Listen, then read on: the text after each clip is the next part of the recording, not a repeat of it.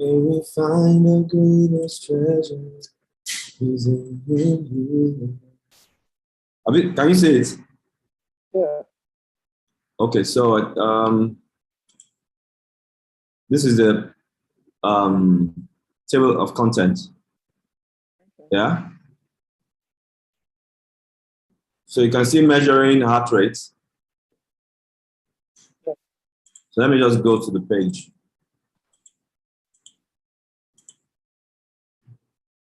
Can you see it? Yeah. So I have 30 slides. Okay. Sorry? I can see it. Okay. So after reading heart rates manually, then electronically, you can see I put the chest strap there, and then you will then talk about it, and then I'm sure you are seeing what I'm saying, yeah? Yeah.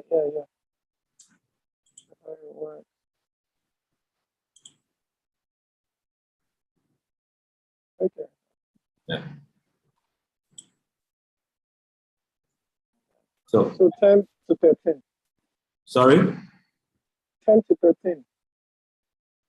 Wow, I can't hear you. What did you say? Page 10, 11, 12, 13. Oh, now I can hear you. Yeah. Yeah, that's it. 10 to 13, yes. It's pretty early in the seminar. Nice. What do you say? I said it's pretty early in the seminar. I didn't know if I was at the end or middle. No, because there is the way it is built, the way the course is built to get interest into courses. It's not just but at the end of the day, I need to try and sell courses. So when I'm done training them on the zones, I'm giving them examples, then and I then go training zones, and I then move to the end. I think I'm even live already. Live already. Oh yeah, I think so. Okay, let me put them in Zoom. Go to Dre Fancy. Okay.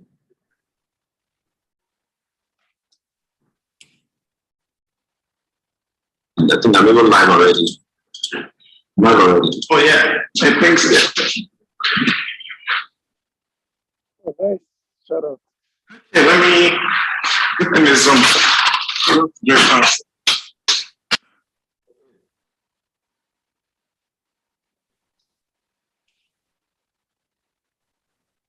I'm even live already. Oh yeah, I think so.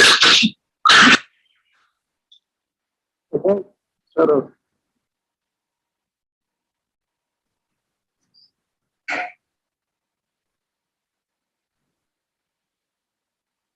There's a small delay somewhere. I'm hearing what happened like 30 seconds ago.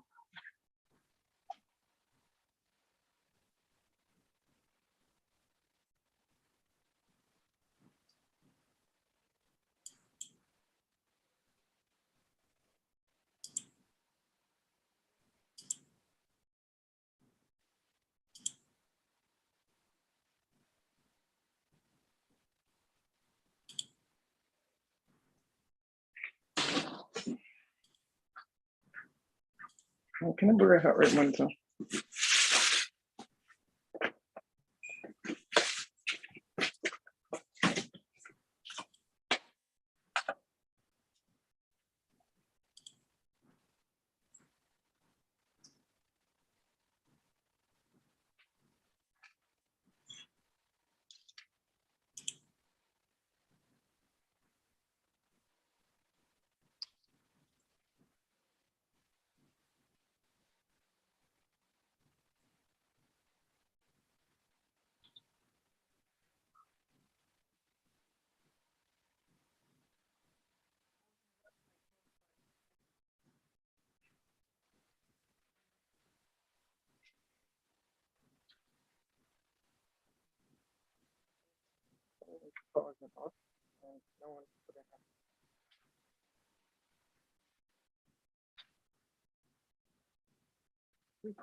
About that. I can't even find.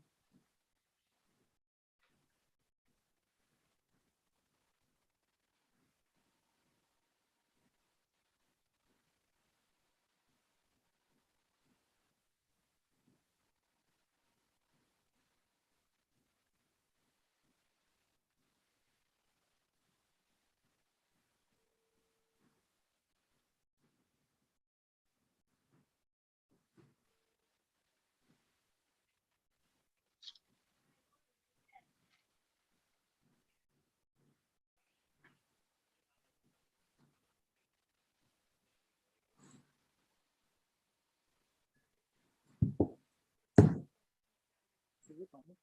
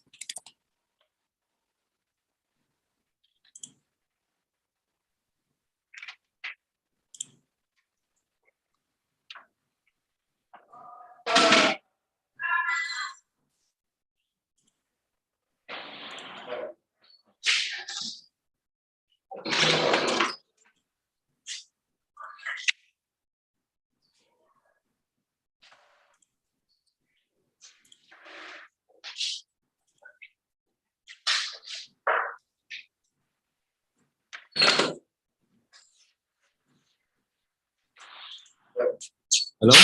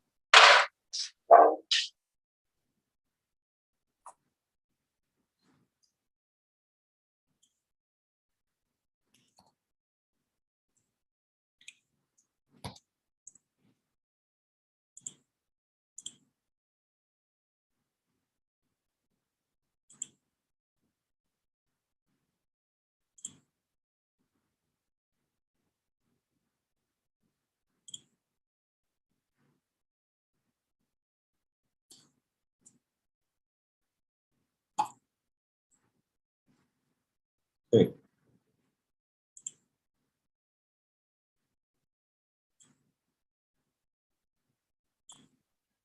Oh, I can hear you.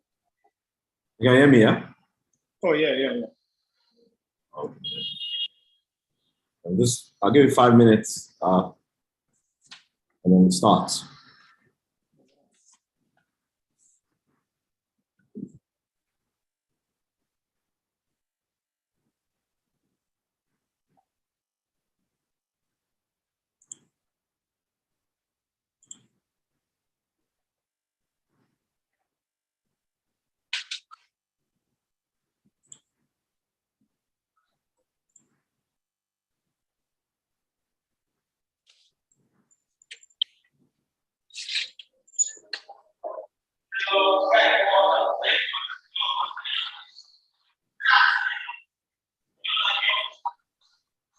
Solo con Moses. Moses.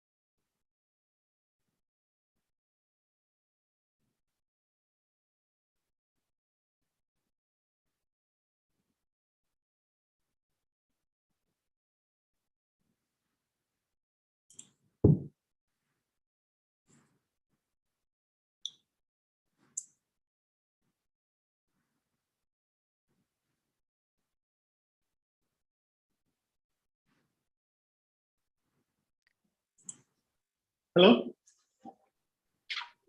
Hi. Okay, I was just checking. Okay, cool. You're clear right now.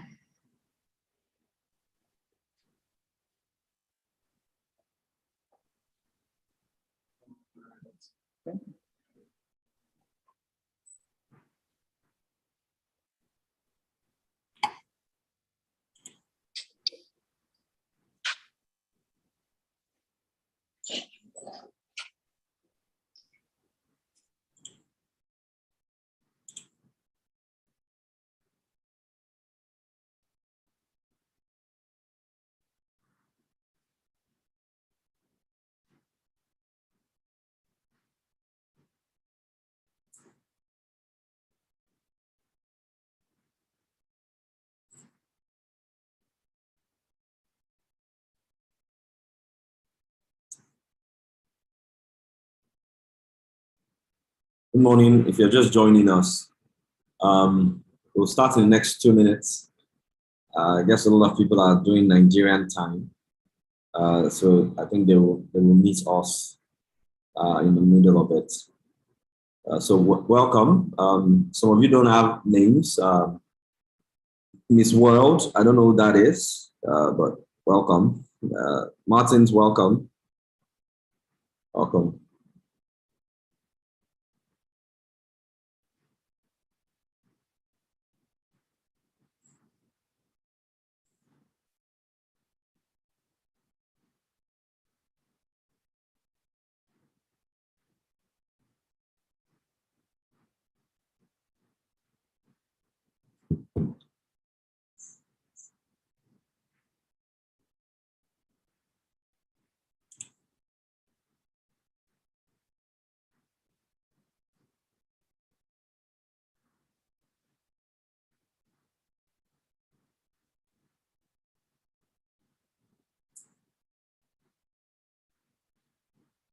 Okay.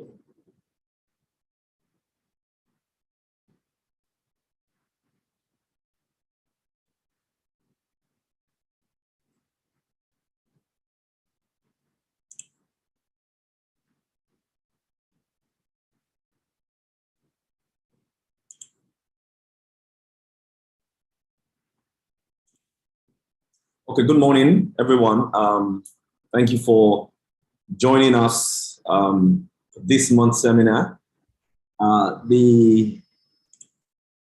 Here at the Institute of Research Professionals, what we hope to do is to have one free webinar, one free seminar every month that especially looking through the industry and trying to find out what exactly do people need right now, what knowledge do they need to have, what knowledge do people think that they have that they need to upgrade. So these are the kind of things that we'll be doing every month.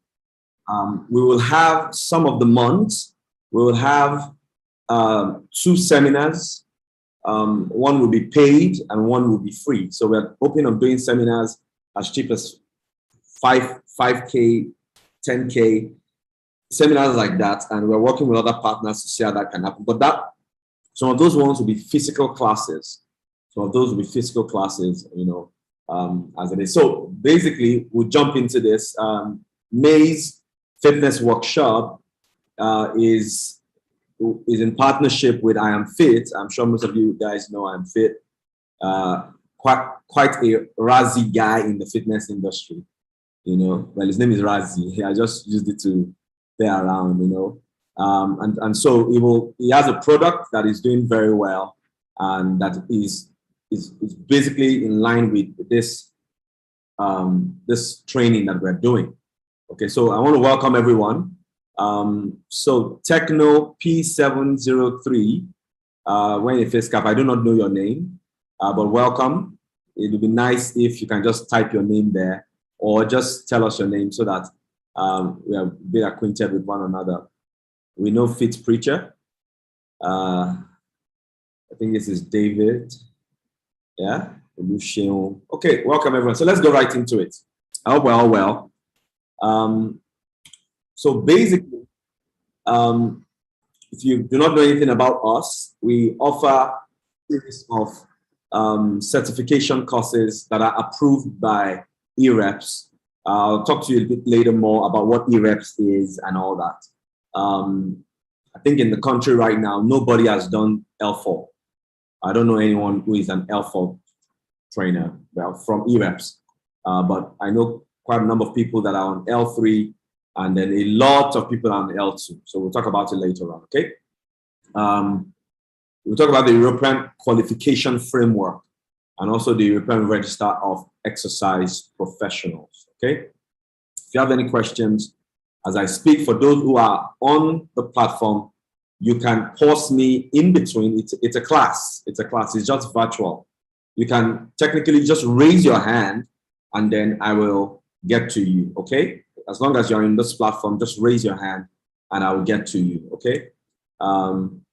Okay, Kelvin. Thank you for chatting that in. Nice one. Okay. Now, so let's get right into it. Training zones. So for a table of content, we have the human heart. We'll look at the heart. We'll look at factors that affect the heart rate. We'll look at measuring heart rate. We'll look at reading heart rate. We'll look at what is maximum heart rate and how do you get that feedback. I know that as I'm saying this, some of you are thinking, of course, I know how to get the maximum heart rate. Well, you might be shocked. And then we'll look at the heart rate training zones. Of course, when we're talking about reading heart rate, Razi will talk to us about a wonderful product that can help us with reading this heart rate without stressing, you know. And then we'll look at a case study.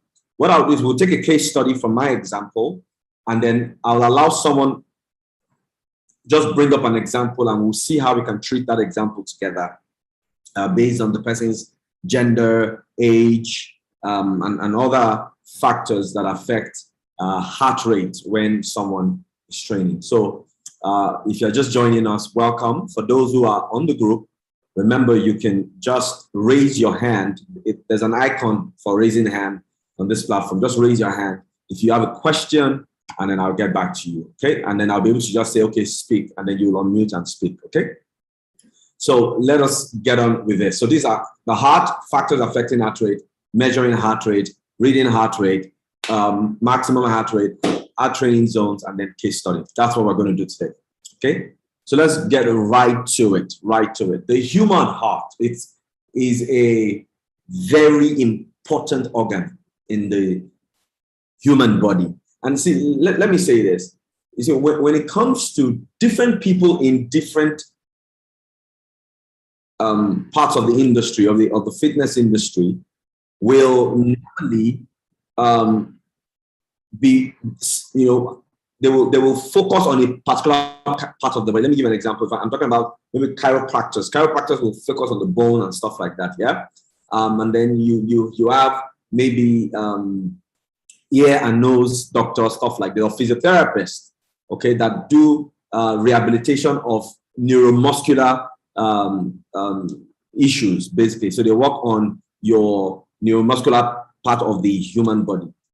Now, I'm saying this to say that as fitness trainers, one organ that we must be familiar with is the human heart. The human heart is the pump of the heart, of the body, and is responsible for the circulation of oxygenated blood and other vitamins and minerals and things that you need in different parts of your body. And this same circulation is the one who ensures that energy gets to the particular cell in the body so that that cell can function. Of course, this whole network goes through the vascular network of the body. And if you look at the heart and the roots, something like the roots you find on top of the human heart, that is the vascular network that goes around the body, okay? It has 4 chambers, and we find that the chambers above are called the atriums, and the chambers below are called the ventricles, yeah? And those above are the ones who receive whether oxygenated blood or deoxygenated blood. And the ventricles are the ones that pump the blood either into the aorta or into the pulmonary vein. Okay, so if you don't know this, you should know it as a fitness person. Okay, so this is the circulation that happens. So through the pulmonary vein, or through when the heart pumps blood towards the lungs, it's so that it can get oxygen into it. So that I can get oxygen into it. Now, all these things I'm saying, they are quite important when it comes to working with the heart as a trainer. So you know that for every beat that a client goes, for every beat that happens with a client, you know that it is blood pumping, it is energy, it is oxygen consuming. And as it's doing that, the body is trying to replenish. The body is trying to replenish oxygen, it's trying to replenish the energy, it's trying to synthesize, it's trying to ensure that it keeps up with the workload that you're giving it. Okay? So the heart is so powerful that it begins to beat early in the embryonic life and continues until death. Basically, what do doctors check to find out whether you're alive? Your heart.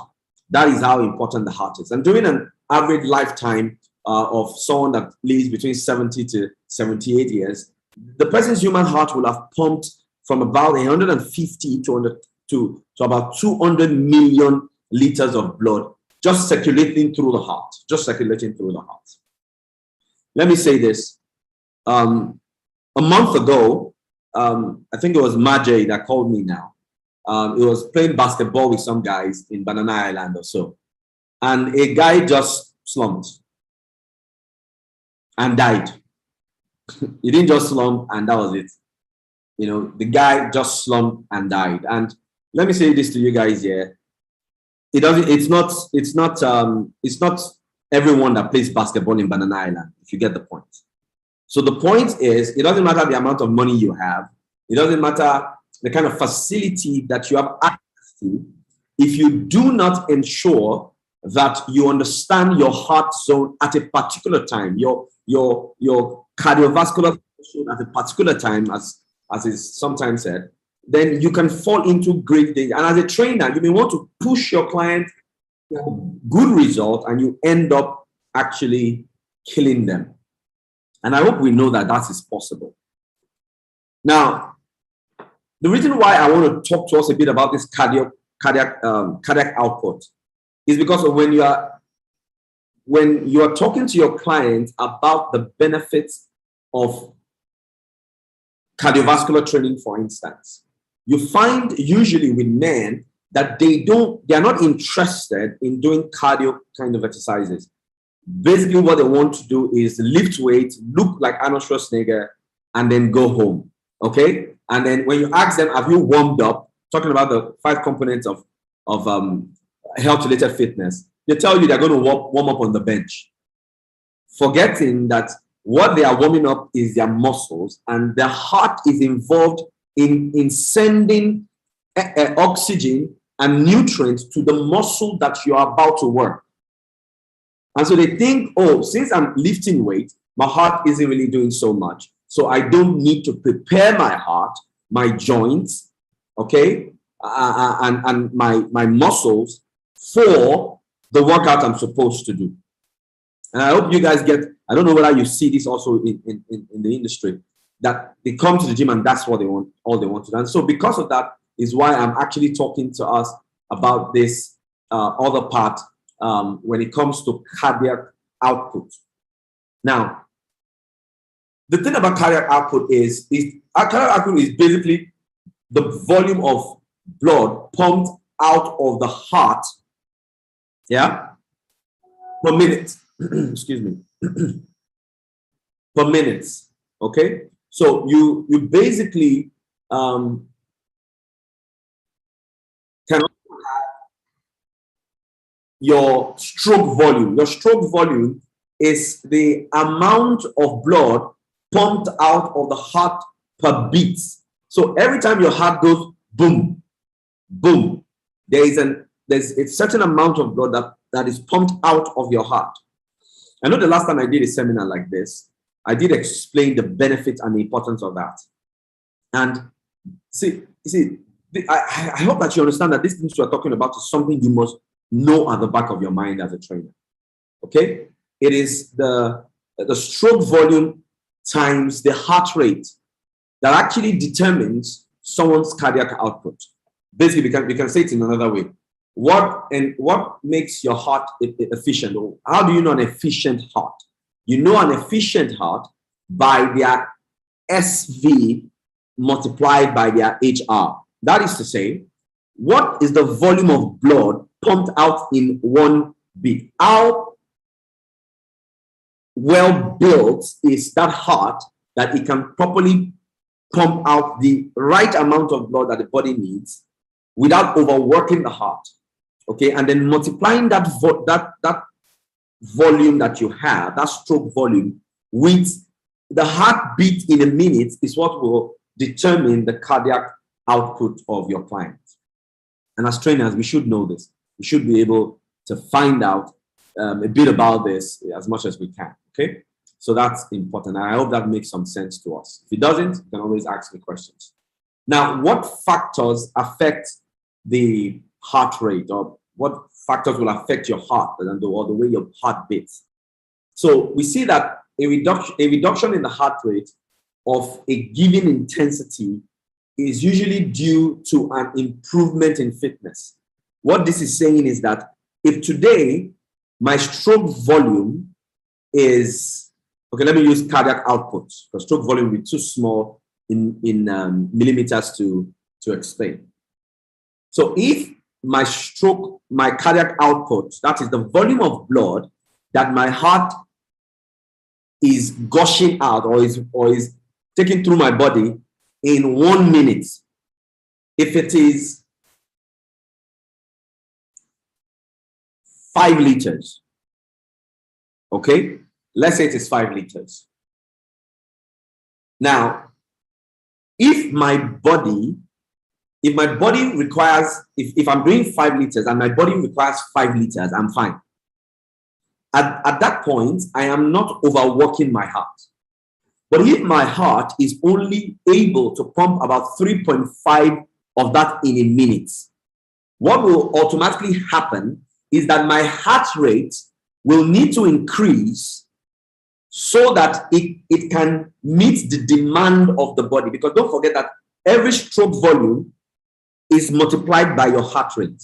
I hope I'm not confusing you guys. Okay? It's multiplied by your heart rate. And that stroke volume is now what determines what your body is using in 1 minute. Now, watch. There is a certain amount of blood that each person's body should be pumping out at certain times. When your heart is not able to meet up, what happens is that you now begin to overwork your heart. And that's why you see some people's resting heart rate is 80, 90. Their resting heart rate is so high because even at rest, the demand of oxygen at a metabolic state still demands a lot from their.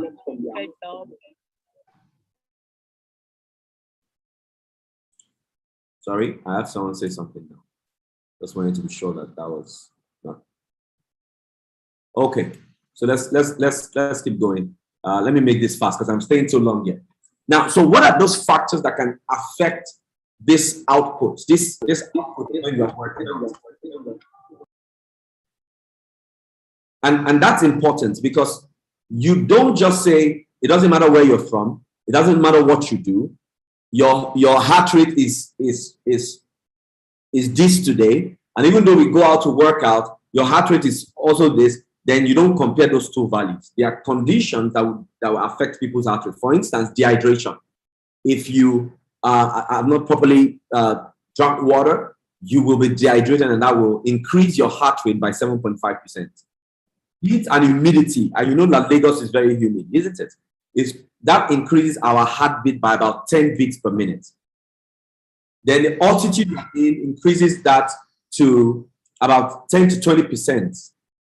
Even when your body has climatized, and then we have other biological variations. Okay. Now, let's then go to measuring heart rates. Measuring heart rates. Now, there are two ways. Let me say this first. You do not measure a client's intensity You do not measure a client's exertion by sweat. You don't look at their t-shirts and you go, wow, that's a lot of sweat. Well done. No, that is not how you determine intensity. Now, the sweat is good. It makes you feel like you've achieved, which is great. But the way to determine intensity is either by a subjective way or an objective way. And when we say subjective, we're not throwing caution to the wind. When I say subjective, I don't mean you're just looking at the person and there are no variables, there are no numbers, there are no parallels. You are just talking to the person and you're looking at them. It seems this person is tired today. That's not what I mean by subjective. When we say subjective in fitness, what we mean is RPE, what we call the RPE scale, which is a rate of perceived exertion. Now, at the end of this discourse, what I want us to do is we're going to have like an open mic, and I want us to discuss the difference between this RPE and other objective forms of heart rate. So you have the subjective and the objective, and I want us to talk about it. And it's important, very, very important that you understand this, okay? So we have how you feel, basically how the client feels, and then what is your heart rate saying? That is objective. And with the objective, you have things like the percentage of your maximum heart rate. You have the Kevonian formula. You have the METs, which you basically use to find out which are objective in knowing the intensity of a workout. I hope that makes some sense. Okay. Now, because of time, what I'll do is I'll just keep going. One of the things I wanted to ask us here, by show is that, when I say metabolic equivalent, if you do not know what that is, you need to know it. Because if you do not know what metabolic equivalent is, it means you don't know how to calculate calories. That means that if you create a workout plan, can you determine the calories that your workout plans are burning? So let me give you an example. You do a circuit training.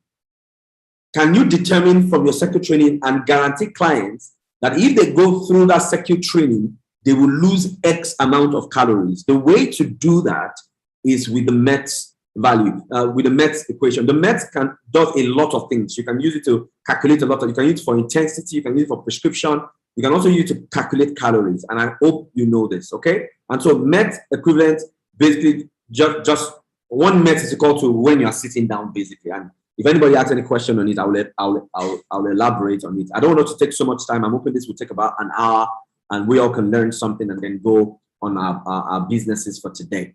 Okay? So these are the ways to measure heart rates. Let me say this again. You don't measure heart rate by sweats.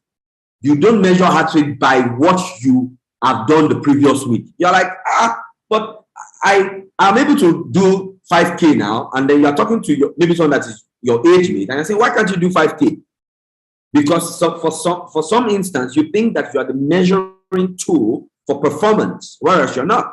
So what to do is to ensure that you use two ways to check your client's intensity when doing cardiovascular training. But another way to say that is to say to measure their heart rate or to measure the intensity by which they are working out. Okay?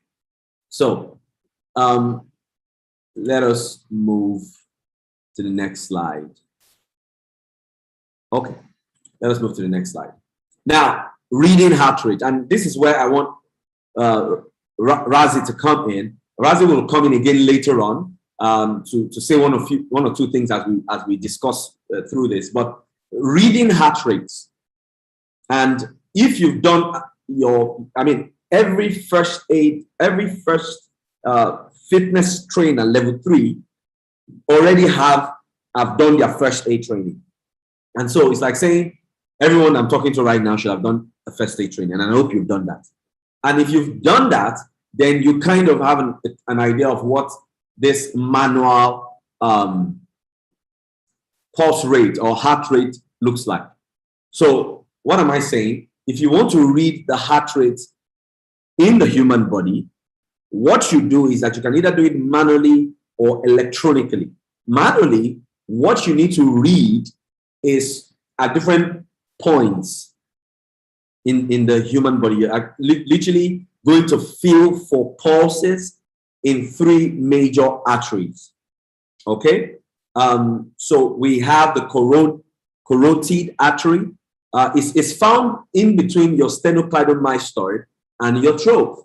The sternocleidomastoid CMC is your neck muscle. Okay, so in between that neck muscle that you have on the side and your trove, when you put your hands in there, you will begin to feel your pulse. Okay, and so what to do is to count the pulse for 20 seconds. Okay, now when you're doing it, you should have a stopwatch because you can be confused while trying to count 20 seconds and count the pulse. So you have a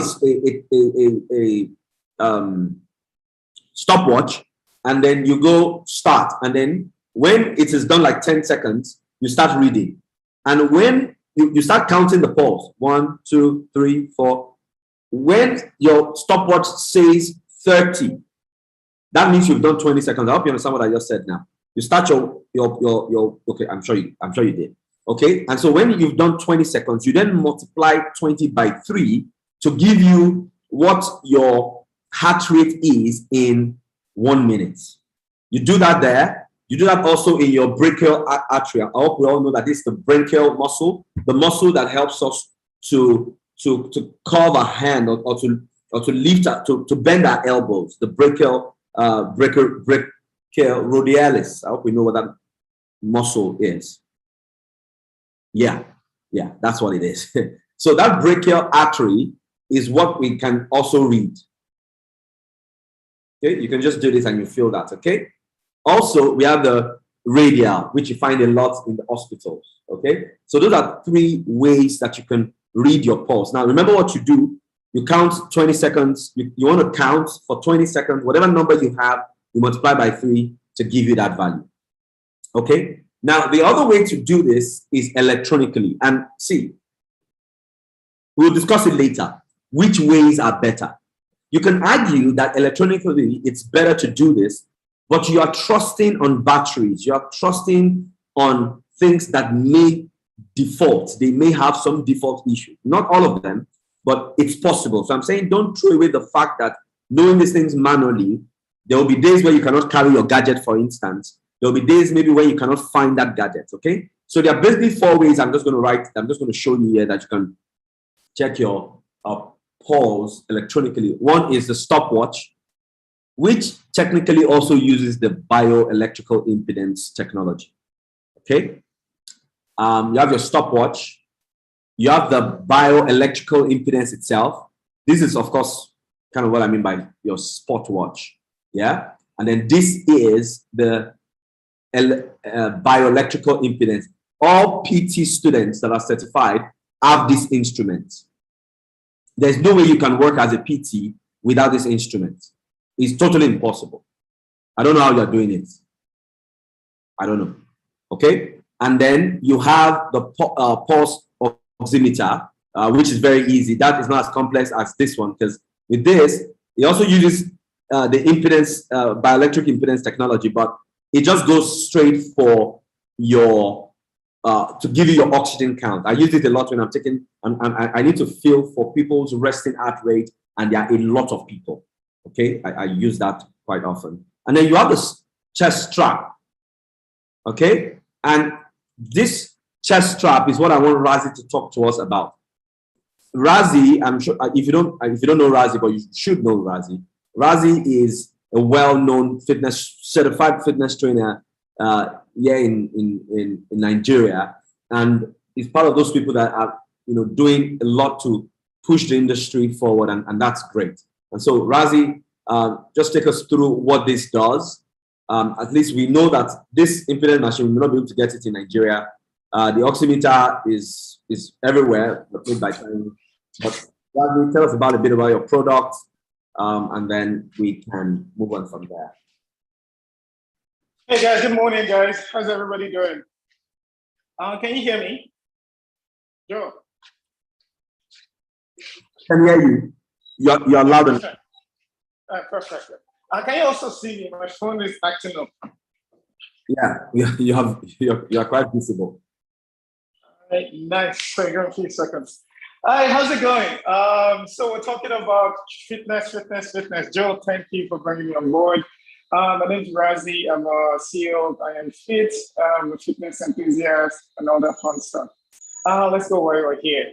Heart rate monitors, fitness tracking, and all that fun stuff. Uh, you can improve what you can track. If you cannot say, hey, this is what I did yesterday, you can't improve it. This is the device that helps you improve that. Once you start to train, you start to monitor everything. It's a simple device. It comes in just two attachments. A pebble and a chest strap. Like can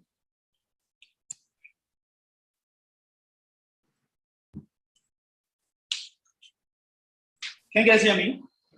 Yes, we can hear you. Just I keep forgetting it's not back and forth. Yeah, so this device, it just works. It's a simple device. It connects to your phone via a software. It goes off your chest. It uses the EKG. So I don't know if a lot of people here watch soccer, but you know when like you get a soccer player, they're like, hey, this guy's doing a medical.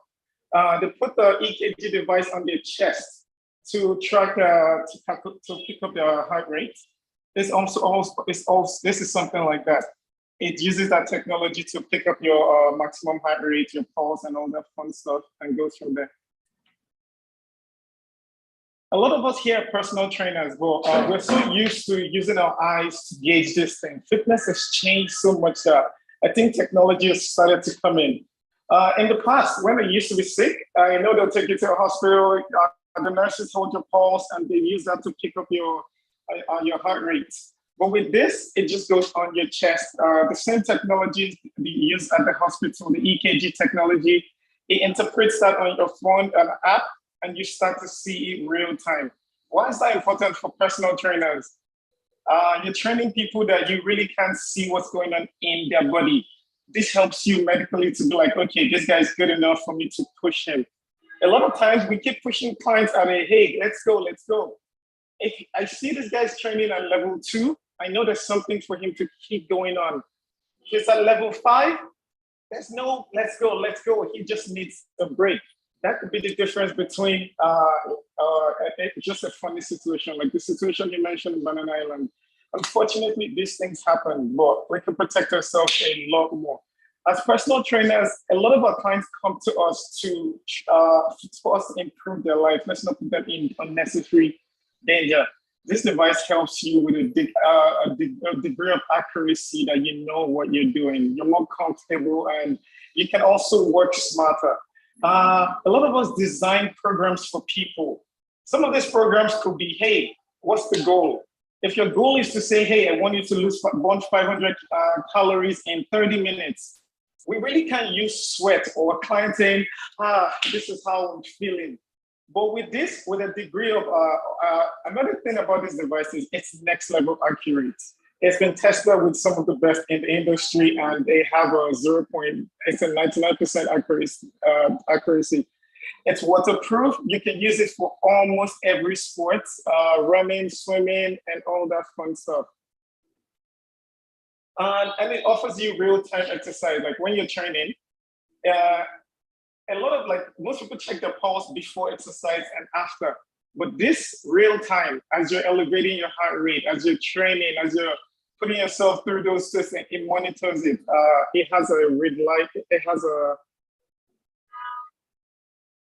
has a battery, it has a built-in battery. There's no need to do anything else. You just connect it to this, connect it to an app, and start training.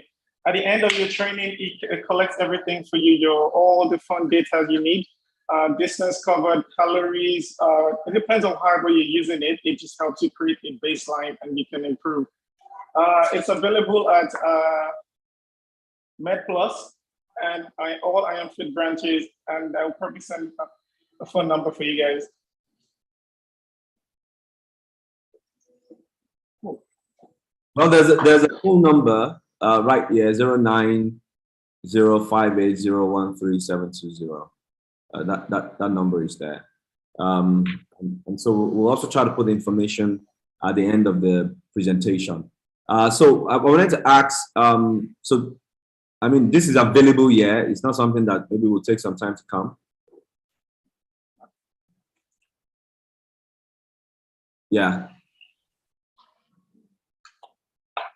Razi, were you saying something? Oh no, it's just a good Saturday morning. Okay, okay, great. Okay, so thank you for that. We will we will just go on now, and then remember what Razi has spoken about. What he's basically talking to us about is the ability for us to monitor our clients or our own heart rate as we work out. And of course, you know how it is. You never shy away from technology, never, because you know as the industry grows and as technology grows, technology is being integrated into most of the things we do. And I mean, look at all the gadgets you have here that electronically does this. And having one that is strapped, that has all these benefits that Razi just mentioned here, I think it's quite impressive. Well done. You know, it says this includes data such as calories, intensity, duration, speed, average. I mean, you can monitor what you did the day before. I mean, I think it's great. And I think we should try to, much as possible, recommend this to our clients. For us here at IREP, one of the things that we will do is all our PT students will encourage them to actually have this, so that we know that as a PT student, you have this. You know, I always say it. You know, you are taking somebody in their house. You are doing the job of a PT. Doesn't mean you are yet a PT till you are certified. I hope you know that. And that's why most of us don't do a good job. We don't know about these kinds of technologies. We don't even know how to create a workout plan in the first place. And so that's important, quite important that we have all this kind of information. So I'm going to come back to this device again later on, but let's just quickly zoom through because, go ahead, Raz, you want to say something? Someone asked the question, what's the benefits? Do you want to suggest that now or just later? Yeah, yeah. You know, of course, go ahead, Razi. So as a personal trainer, this helps you with everything. If you're with a client for 4 months or 3 months, and they say, hey, I want to lose 15 kg over 3 months, you can use this to start to plan, like, okay, we're losing 2 kg every month, right? Start to define your workouts to help you with this kind of stuff. So if it's your high intensity workouts 3 times a week, you can actually say, okay, I'm putting the client on HIIT 3 times a week, and that client is working out 40 minutes and burning average of 500 to 800 calories. After monitoring that for a month and you cross-check that with your short-term goals, if it's in line, it helps. This device will help you track every workout you've done up to a year. So every session back and forth, everybody has probably trained this week, but you don't really know how much you've trained. You can't really go through, okay, my session yesterday was for an hour. I burned 300 calories. My heart rate was this average. You can actually use more parameters apart from time. Because me working out for 30 minutes in a zone 2 and me working out in 30 minutes in zone 5 are very different. This helps you measure it well and set your expectation. It also helps you improve it. The more you have data, the more you analyze it, the more you can actively improve.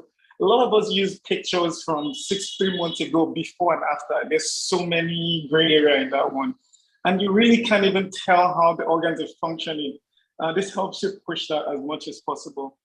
Okay, thank you. Well, I'm going to touch a bit about the benefits. So the thing about anything fitness is that they are the pros and the cons, okay? And so Raz's job is to tell you the benefits of the product. My job is to tell you everything about everything. And so you can make your choice. But of course, as I said before, there is no need doing this when there are devices that can do it. There's no need, you know, trying to ask your client, what is the pulse now? And then you go and check the person's watch before you can know the heart rate, you know, but you have a device on your phone where you can monitor and working out. So I'll talk about the benefits a bit more, Razi, based on what I'm teaching right now, okay? I'll treat this. Okay. Thank you. Okay, so let me quickly do this. I want us all to go back to our lovely day. Let me just move on.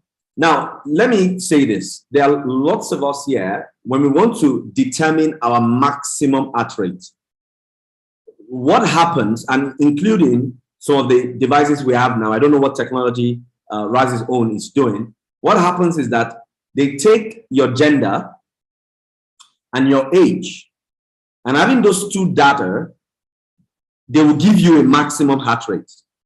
Now, let me also say this. Earlier in this place, there's something I wanted to say that, sorry, let me just mention, it's very important. Do we all know this metal stuff that is around either a bike or they're usually around cardiovascular equipment? They are impedance devices like what you have in the diagram above on the right here, where people put their hands on when they are working out and they use it to check their heart rate. Who knows what I'm talking about? Just a nodding or something. Do you guys know what I'm talking about? Yeah, okay, it's usually around treadmills and things like that. So people think, I don't need heart rate monitor, I don't need anything, since I have an equipment that has something that can tell me about my heart rate. Let me just say this, we can talk about it later. Never try that, except with your personal equipment in your house and you've inputted all the necessary data. And I will tell you this also, that also give you what we're about to learn. Okay, so let's go. Now, what I want to talk to you about is how to get maximum heart rate. The popular way is 220 minus your age. So, someone is the example I have here. We have determining the heart rate maximum in a 40-year-old and a 60-year-old male adult. Are you with me? Now, if you have a calculator with you, all you need to do with a male adult is subtract their age from what? 220. That will give you the maximum amount of times that the heart must beat in a minute. Are you with me? Now, this means that when they get to this point, they must stop, or else they will overwork the heart and might either go into some kind of cardiac arrest or damage your heart, or die, actually. You know? So basically, you can't go beyond the capacity of something. Okay, if you have a pumping machine that is pumping more than what it can do, what's going to happen to the pumping machine? It's going to pack up. Okay, the heart is a pumping machine, and so you can't allow it to do beyond what it is able to do. Now, what the heart is able to do is determined by the individual and the person's age. Now, before, this is what was used, just 220 minus 40. Yeah, but this is not accurate, and that's one of the reasons why I'm taking this This is not accurate. Not accurate at all. And look at the example I've put here. You have a man, he's 40 years old. Are we looking at this? And when you subtract 40 from his age, you get 180 heart rate maximum. Yeah? Or maximum heart rate. Yes? Now, watch again. You have a 60-year-old man this time around. The man is elderly, and you also want to get his maximum heart rate. What you will get if you subtract 60 years from 220 is 160. So from your calculation, you are assuming that this person's maximum heart rate is 160. Now, guess what? That is wrong. Okay? An American Sports College of Medicine and American Council of Exercise and some other bodies, ACSM and all that, did a research in conjunction with some other university. The long and short of the whole research is that you cannot use 220 minus age, minus the person's age for any male that is above 50. Are you with me? If you are going to get the maximum heart rate for any male that is elderly, that is old, you must use what we call the Tanaka formula. The Tanaka formula. The Tanaka formula is strictly for male elderly men. Are we together? Okay? Elderly men. Now, Look at that, the same man that we looked at his maximum heart rate and we got 160. Having used the Tanaka, can you see that the man's maximum heart rate is actually 166? So they are 6 beats away from error, basically. You are 6 beats away from not actually getting the actual maximum heart rate of that client. Now we're going to see in another case study how huge this can be. Now, so I've told you about the Tanaka. The second one is Gulati. Gulati is what you use to determine the maximum heart rate for female adults. Okay, for female adults. Now that formula is 206 minus 0.88 times 10. That's basically 0.88% of this person's age. Okay, so if you use the normal way, look at under this, on the last example here, if you use the normal way this is done, where you just take 226 minus 40 years, what you will have for this female client will be 186 maximum heart rate. Now look at this figure, 100. You are saying that my client's maximum heart rate is 186. Whereas using the right formula, you see that you are 16 beats away, which is really dangerous, meaning that your client should never get to 168. A lady that is 40 years old should never get to a maximum of 168 beats per minute. Okay? At this point, let me just pause to ask us, does anybody have any questions?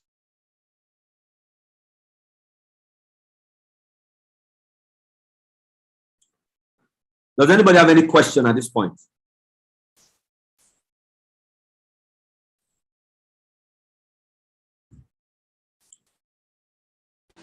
My brother, well done. Good afternoon. Good afternoon. My name is Mr. P, the Zumba Master. Can you hear me? Yeah, I can hear you, Mr. P. Yes, I'm Mr. P, the Zumba Master. So I just got to the meeting. I didn't really maybe get it from the beginning. But I have a question on my own side. On my own side, yes. Sometimes I have clients that want to take, that want to have some Zumba class above. They are above 50 and above. So, and sometimes they don't complain though, but they only emphasize on the way maybe my moves are too fast for their kind of age. So sometimes it gets me sometimes upset that it's the music, something, in Zumba fitness we use music. So I said please don't worry, it's about the music, you have to follow the music. And they said no, sometimes. And for me, it's like changing style for them. Each time I try to change style, it's somehow maybe boring for them. You understand? So maybe that's why sometimes I try to make it on momentum that they will enjoy the vibes. They will enjoy the vibes and get more result of it. But some of them always complain that my moves are too fast. I always try to tell them that, please, you have to follow the music. You come to Zumba fitness, you have to walk out to the beat of the music. So I don't know whether there's any way you can advise any way to tell them on what to do so that they should be maybe to not kill their morale. Okay. Yeah. Thank you, Mr. P, for your question. So when it comes to fitness, the first thing is not what you know, what you do as a trainer. The first and most important person is your client. If your client is complaining about something, Your job is to make them happy. In IREP, our foundation course, we teach something and we say, your client is king. They are the ones in charge. They pay the bills. And so it's important not to be rigid and to understand different training zones and different ways of training people to get the same results. That way, you will keep more trainers, more clients, and still enjoy your job. And so when it comes to Zumba, Zumba also it's a dance fitness, but if we're in a different world, you will first have, well, not a different world, a different country. You will first have a group fitness trainer instructor certification before you can start to operate as a Zumba trainer.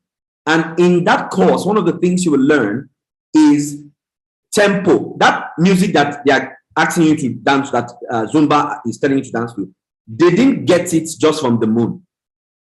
Every beat, every tempo, there's something it's called, I can't remember right now, but there are different tempos to, different kinds of music. Do you understand? Now, depending on their age, you shouldn't be using a tempo for someone that is 30 years old, for someone that is 50 years old. And you should also know that women are more susceptible to arthritis than men. So, and from the research, out of every 10 women, 8 women have arthritis. Okay? Whereas out of every 10 men, 4 men have arthritis. Can you see how bad it is for a woman? Okay? So you can't do high impact exercises for someone telling you that it's too difficult. If they say it's too difficult, then it's too difficult. What you then do is then you look for other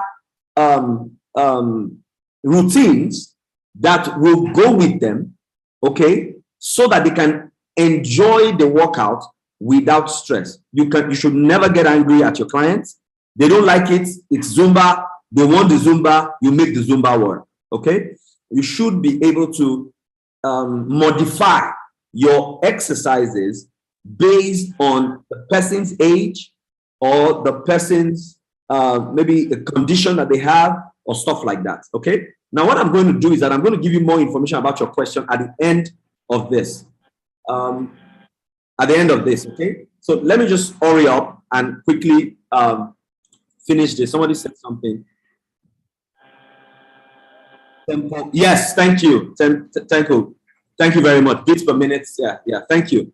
Thank you, Fit Preacher, for helping me out there. So he said tempo beats per minute. Yeah, beats per minute. You have 140 something beats per minute, 120 something beats per minute, 160 something beats per minute. So it says they are low and they are high beats per minute. Just the way you have low, mid, and high intensity training. Okay. Thank you very much, dear friend. Okay, so let's wrap it. There's a lot of juicy stuff at the end, and then I want to be able to take questions like this and really give you practical answers to it. Okay. So let me run through this. But I just want you to notice something. Notice the difference between the regular heart rate calculation and the Gulati calculation. Especially you, Mr. P, you should try, if your clients can afford it, ensure that they have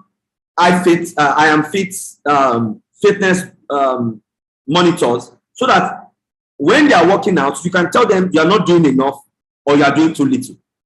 And that's actually what I want to get at.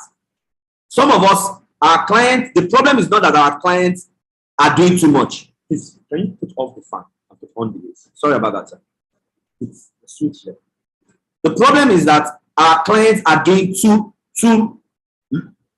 little. That's what they are doing. But we cannot insist, because they will tell you, I don't feel like. But if there's data, if there's a monitor that does that, then it's easier. I hope you guys can hear me. There are so many things on at the moment. Okay? Then if there's a monitor, then it's easier, because having to, train someone and they're telling you, I feel tired now, I don't feel tired now, when there's a heart rate monitor that can actually give you live reading, then, I think you'll get more results with that. But I will talk a bit about that a bit more. That's why I said I'm going to talk about Razi's product a bit more, because There are so many things that we need it for that we may not know. Okay? And I'll tell you why, as a trainer, you see this one up here, this implement machine is for you. This one is for you. See this one down here should be for your clients. But let me go through. So basically, there are 5 basic training zones. And these 5 basic training zones, they are basically based on what your client's goal is. I can't overemphasize this. There are 5 basic cardiovascular training zones.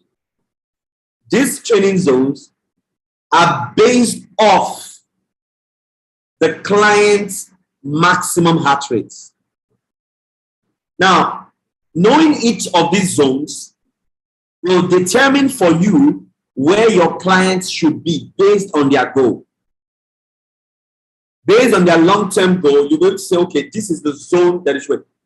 Or based on a short-term goal, you can say, okay, this is where we start from, but this is the zone we'll end up in.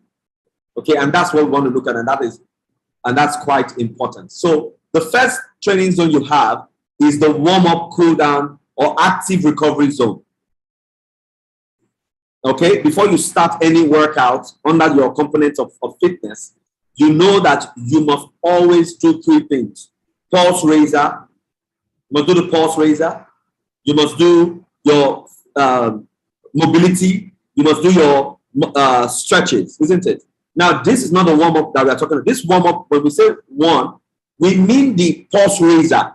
We're not talking about mobility and stretches. We're talking about the exercise to get you ready for a cardiovascular workout or any workout today. Then cool down after a workout, or if somebody is recovering from an injury. Now, if you notice something, this is an objective. If your client is doing below 50% of their maximum heart rate, they came to waste their time in the gym. And guess what? There are loads of people like that in the gym. They get on a recumbent bike, they are on their phone, or they have earpiece on, and they are just cycling as though, you know, I can't come and kill myself. I paid my gym fees, you didn't pay for me. They don't want stress.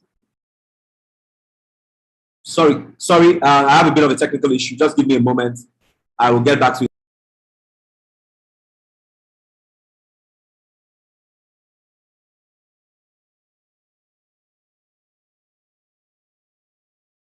Sorry, guys. Sorry for that pause in transmission. We are trying to get the power went out and stuff like that.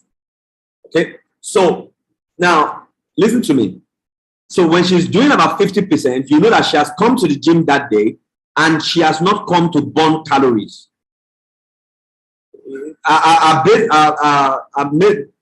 Beta metabolism may be burning because she's alive, but she has not come to the gym because she's doing less than 50% of maximum heart rate. Now, how will you know this if you don't have a way to monitor it? How? Because she tells you that she's tired, what do you want to do? And she has given you a goal. When she came to the gym, she said, I want to lose 10 kg in one day. You know the way these goals are, you know. But more realistically, maybe she says, I want to lose 15 kg in 3 months or in 6 months.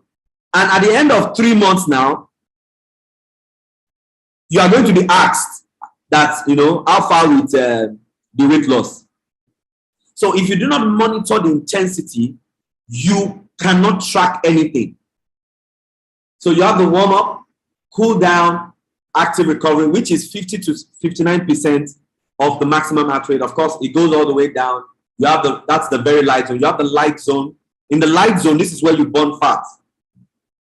Okay?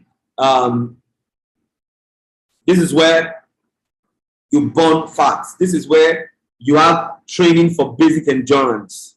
Okay? This is where you are able to train for or sustain in long periods of exercise as a trainer. Okay? Of course, remember that this is for your client. And also number 3 is improve aerobic fitness. So you can see that if you look through this line, your client's goal will be somewhere around. Now, let me say this. If your client's goal is zone number 4, what they want is that they want to improve their cardiovascular threshold. They want to improve their lactic acid threshold. They want to improve, and these are maybe almost very athletic people and they want to improve. Hey, you don't just say because that's what they want to do, you start at zone 4. Of course not. You still have to start at zone 1. Remember that zone 1 is a warm-up phase. So maybe you spend some time there, and then before you get to zone 3, then you get to zone 4, and then you stay in zone 4 because that's actually where you want to train, and then you come back down to 1. Okay, so let me continue. So what I did was to just put each of these zones in different places so that we can see that and understand how that works. So the first, as I said earlier, is very light. So training at zone 1 helps you warm up and prepare for further workouts. And of course, that's what the cool down does. It helps you to ease off a workout properly, okay? It helps your body to be ready to stop exercising. You don't just start an exercise and stop. You must always do cool down. And at what percentage of the client's maximum heart rate should the heart rate be? 50 to 59%. What kind of duration will this workout have? Now, in your textbooks, you have 20 to 40, but warm-up can be for 5 minutes. Warm-up can be. And also, how will the client feel when doing this? It will be really easy. There will be very little strain while they do this. Now, what are the benefits? Warm-up and cool down, active recovery, overall health, performance improves during recovery, and light intensity training can help boost this recovery that you're trying to achieve. So this is our starting point in training. Less than 50% is nothing. Less than 50% is nothing in training. I want that to be very clear. Number 2 is basic endurance and fat burning. Okay? Training with this zone develops basic endurance and aerobic capacity.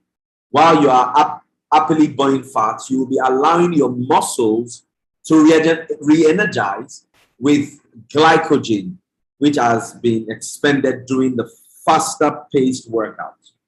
Okay? So when someone comes to you and they want to burn fat, the zone to train them in is 60 to 69% of their maximum heart rate at a long duration, minimum duration of 40 minutes. Someone wants to burn fat. They come to the gym. Their heart rate is at 50 and they come to the gym for 30 minutes. How many calories have they lost? 0. And they keep coming to the gym and they're like, this thing is not working. Oh, this is not working. It's because they have not put in the work required for the exercise. In fitness, there's something we call the all or none theory. The all or none theory, and it's when we are learning about how muscles fire, how the central nervous system and your muscles, how they work. We call it the all or none theory. It's the same principle. You can almost take that principle also for this. If you do not work out to a capacity for fat burning, you will not lose the weight. Okay? You will not. And if you do not use the amount of time required, you also will not achieve your goal. So, training at between 60 to 69% of the client's maximum heart rate for 40 to about 80 minutes is what you burn, is how you're able to burn fat, is how you're able to improve your basic endurance, is how you're able to, basically, you are able to sustain exercise for long periods. And if you're thinking about it, this is a workout that builds your cardiovascular endurance, basically. Okay? And when we say build your cardiovascular endurance, we are saying it is building the capacity of your heart to pump oxygenated blood into the body and deoxygenated blood into the lungs, which is what we call systemic systemic circulation and pulmonary circulation. Okay. Now, this exercise, when it's being done, usually will feel comfortable. There will be easy breathing, low load, and then light sweating, especially between 10 to about 20 minutes. This is how you begin to, and then of course, the longer you go, the more your energy is being depleted, then you begin to get tired. You get the point. You begin to get tired, and that's why the duration is important, because before you get to the glycolytic acid or glycolytic fat, you need to the glycolytic energy. You need to ensure that you spend that time to get in there. Okay. What are the benefits? It improves general fitness, boosts metabolism, active recovery, improves low-level aerobic fitness and endurance. Long duration training in zone 2 results in effective energy expenditure. Okay, let's move. Number three zone you should train in. This zone improves aerobic fitness. Now, when someone is doing well, losing weight, you, depending on the program, you want to also help build muscle strength, help build their aerobic capacity, basically. And so with this zone, training within this zone develops basic endurance and aerobic capacity, while you also, it's a bit of a mistake with this. Sorry about that. So basically, this is one of the places where sorry about that. I just noticed that it was the same write-up. I just duplicated the page, I didn't type in there. But at this zone, basically, what you find improved is your performance, basically. And what happens is from level 2, where you are burning fat and ensuring that you are improving your efficiency, you are improving your intensity, you are also improving your blood circulation. Okay? This is the zone that also does that. So, of course, in your plan, you will not only include a zone 2, you will include a zone 3. And depending on the client's goal, if the person's already, they do not want to lose weight. They didn't come to the gym to lose weight. They just want to be really fit. This is a zone to target. Shouldn't start with, but to target, to say, okay, moderately, this is what we're going to get to after a few months. Your heart rate is going to be on 70 to about 79% of your maximum heart rate, and then we're going to do exercise between 10 to 20 minutes. This zone is from this zone that you have what we call mid-intensity interval training, yeah? Or basal. Well, some people call basal intensity interval training, meaning the same word, basically. So this will feel steady, controlled, fast breathing, and light muscle, as it were. So let me move to number 4. Number 4 is the zone for your individual, for your cardiovascular threshold. This is that point where it becomes really hard. This is that point where you can't do beyond 10 minutes of such exercises. In this zone, the amount of fat being utilized, the amount of fat being utilized as the main source of energy is greatly reduced, and the glycogen stored in the muscle is predominantly used. One of the byproducts of burning this is lactic acid. We'll talk a bit about it if we get there. But I don't know whether you've noticed something. When you are exercising really hard, you're not primarily burning stored fats. I hope you've seen this. But when you're doing from the zone 2, zone 3, there's a lot of fat burning going on there. So you find, especially between 60 to 70%, and then you find that between 70 to 80%, you are able to build your aerobic capacity. Now, let me say this. Under normal circumstances, 90% of the people that come to you for training, they are not going to pass beyond 2 and 3. And you know what most of us do? We train these people for 4, but these 4, We do it for 30 minutes and we wonder why they are not back in the gym and we wonder why they are not losing weight. And you're like, this woman should be losing weight. And then you start to say things like it's your body type. You start to say things like, oh, you are not eating well. Because you yourself are overtraining the client and using a wrong energy system to help your clients. If your client's goal is weight loss, what are you looking for? With 80% heart rate, what are you looking for there? What exactly is the mission? They are not trying to go for Olympics. They just want to lose weight. So if you don't have a monitor, if you don't have a way of knowing the heart rate, you will not really succeed in weight loss. See, I say this in all seminars. Weight loss is not magic. It's not calo. For those who I know Nigeria are watching this, it's not bet. It's not something you gamble. Okay? It's not. It is a science. Okay? And that is quite important. Okay? And I hope you understand this part. And when you're talking about lactic being in excess and stuff like that, you begin to think about things like epoch and stuff like that. That's a different subject now. That you can also talk on it later on, but that's a different subject. Now, let's look at case study very quickly. Our time is fast spent. So we have zone 5. In zone 5, this is 90 to 100%. And the maximum that you can do this exercise for should be less than 5 minutes, 2 to 5 minutes, basically. Okay, 2 to 5 minutes. It's only possible for very short.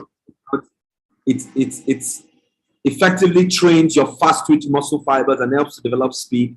This zone is reserved for interval running, and only the very fit are able to train effectively within the zone. This is not even Tabata. Now, when I say it's not Tabata, I mean usually a Tabata class lasts for a long period of time, isn't it? So what you want to do in this kind of workout is maybe do your if it's even if it's a Tabata, you ensure that the client about 89 to 90% of their maximum heart rate for about 2 minutes, not 5 minutes. Okay, not 5 minutes. Okay, so the maximum you should go for this is 5 minutes. Okay, it feels maximal or near maximal effort of breathing and muscle. There comes a time in your body where the workload and the delivery of oxygen becomes impossible. That is when you shut down. Your workload and then delivery of oxygen for that workload becomes impossible. That's where you quit. That's when you shut down. Okay? And when you increase your capacity, it takes some time for your body to acclimatize in oxygen demand or energy demand to that intensity. These are some of the things you learn under a subject like EPOG or so and all that. Okay. Case study example. Training. There are some of us, I don't know if there's anyone here. What's my friend's name? What's this? I'm checking. Martins, this is important for you. If you can hear, especially some of you have athletes that you train. You train athletes and people like that, okay? Debo is not yet. Debo trains a football club. One of very good IRF's friends. Chase football club. So by no Martins, your gym, there's some program to also train athletes. So listen and listen well. Now, as a general rule, most athletes will want to train in varying zones of the maximum heart rate at different times. And when we say at different times, we mean at different durations, both within specific workouts and from one to the next. Okay? Now, a typical 1 hour might include all the zones. It is possible to train and use all the zones, especially, I almost want to say, only for elite fitness trainers and athletes. And so a typical 1 hour session might include 5 to 10 minutes of warm-up and cooling down. Okay? Especially if you're doing a lot of mobility exercises and stuff like that. Then you have 30 minutes at a sustainable pace of 60 to 65. Now, at this pace, they're burning fat, isn't it? And then you use 20 minutes to just improve their cardiovascular threshold, because it's in zone 3 that threshold begins to build. That is where we build our cardiovascular capacity. And then zone 4, which will take about 6 minutes, is basically just pushing your body to learn how to deal with lactic acid. And then finally, 2 minutes out of the whole 1 hour, 2 minutes, just to ensure that you push yourself to that limit to increase your capacity as an elite trainer. So throughout this, you are monitoring your workout rate as you do it.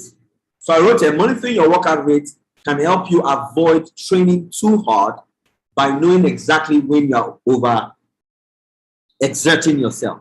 It will also allow you to bounce back faster by ensuring you stay in the proper zone on recovery days. Additionally, heart rate training enables you to moderate external factors like heat and humidity. Okay, heat and humidity. I want to pause before I give a case study to find out if anybody has any questions, and then I move again. Any questions from anyone?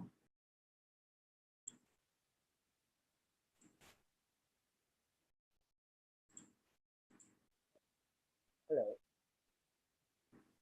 Can you hear me?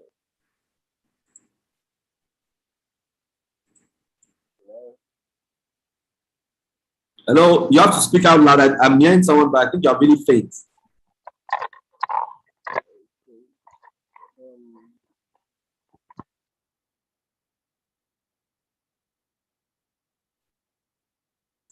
Amonzi, but are you saying something? Yes, I'm saying something. Okay, I want to ask a quick question, and the question is about, like, assuming you forget, maybe during a training session with your client, you forget your heart rate item or equipment, and the client doesn't also have. How can you manually? I know you gave some manual tip. What can you manually actually tell the client's heart rate? Yeah. So basically, before you doing your onboarding session as a PT client, there's something that you learn. One of the things you learn is how showing your client different ways to actually monitor their heart rate. So let me say this. So there's something called the rate of perceived exertion. It's a scale developed by, I think, Bergman, or what's his name. Now, that heart rate has been used for years. Now, trainers use that heart rate, but they use it wrongly. Let me explain why. So what they do is that what basically that paper is the paper takes these 5 training zones, yeah, and divides it into how you feel. So number 1 is I don't feel anything. Number 2 is I'm beginning to feel something. Number 3 is okay. It's like my body is active now. Number 4, yeah, are you with me? Is almost moderate. Number 6, you get, and then it's like saying number 10 is zone 5. Okay. 9 and 8 is zone 4. 7 and 6 is zone 3. You understand? It's called a scale of perceived exertion. Now that scale, you're supposed to print it out, show your client, and say this is this. And then when you feel, the question the trainer asks the client is that,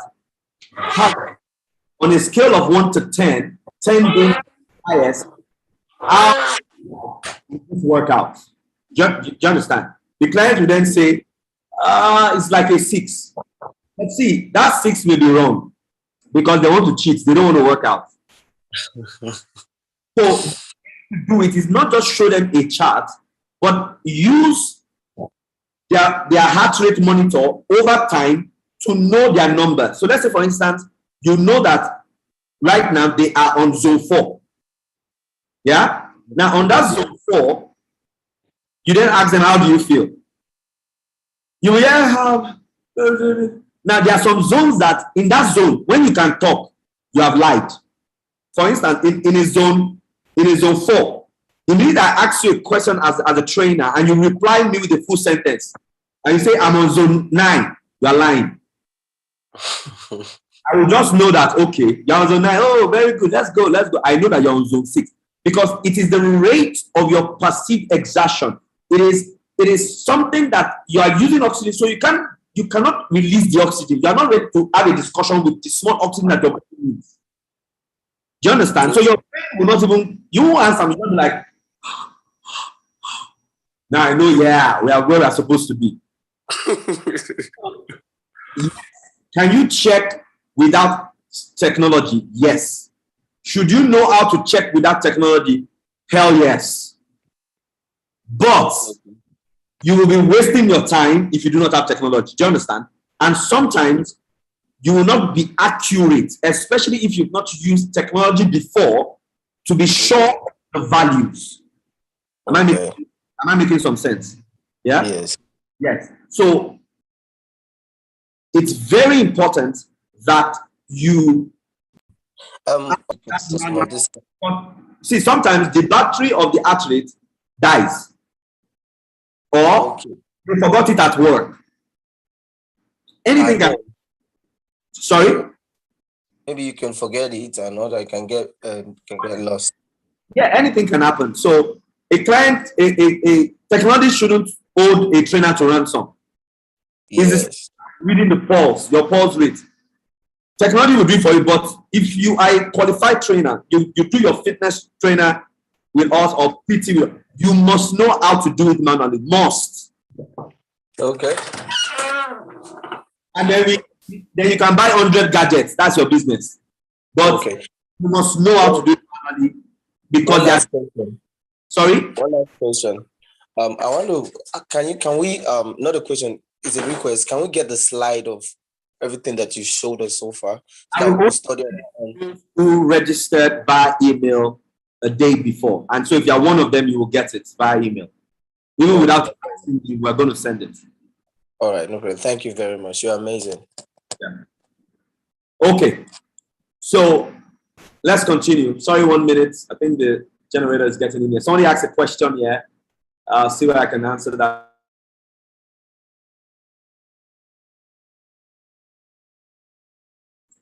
Okay, so Ade said, can you use pulses to determine beats per minute? Are there no mechanical errors while using the gadgets? So we'll talk about that at the end. This question is important. We'll talk about it at the end. Can there, not are there, the question should be, can there be mechanical errors while using gadgets? The answer is yes. It's a robot. Do you understand? That is why I said that you must know the manual way and the electronic way. There are some jobs I do. Let me not get into that now, but let me say this. There are some jobs you do that you cannot determine everybody's pulse. But if you are taking 10 clients, how do you check all their heart rates? Why they you go and meet them and touch their pulse, and then you be counting while music is going on. Do. It's impossible. But when you are doing your initial assessment, checking their resting heart rate, checking their active heart rate, trying to work out a plan for them, doing their induction, you can do all that. Okay? But the minute it moves to the main worker, your exercise, while the person is running, will you tell the person to pause, stop the exercise, and then you check the pulse manually?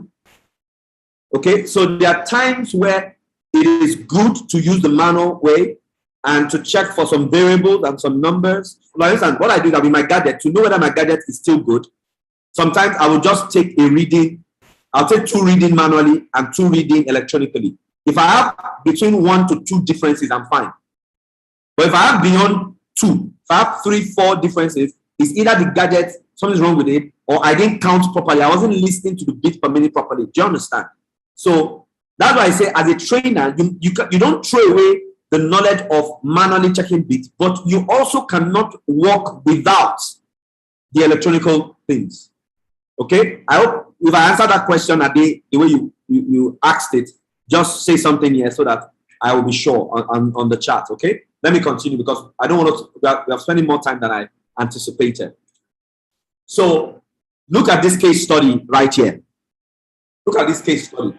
If you are just joining us, remember I've told you that we don't determine someone's maximum heart rate by 220 minus age. Now, there are some of you here that have done the fitness trainer course with us, and you may be like, but it's in a manual now. That's what you taught us. Exactly. I taught you.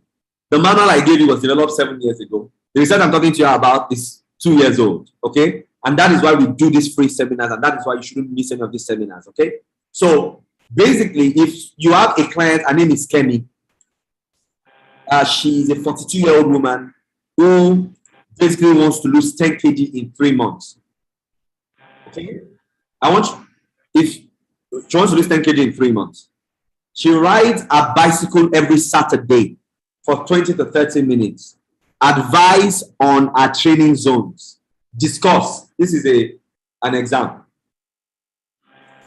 Can anybody discuss?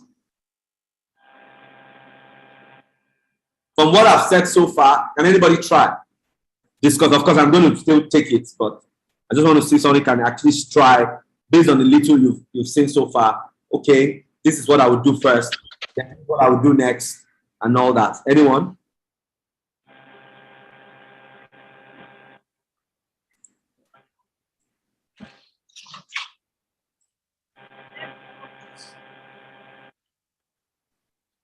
Okay. Someone wants to try? Come on, guys. You guys, every day, people come to your gym. I'm sure everybody here, a 40 or 42-year-old woman has come to you before and wanted to lose maybe even more than 10 kg. So what are you doing with them now? Let's talk now.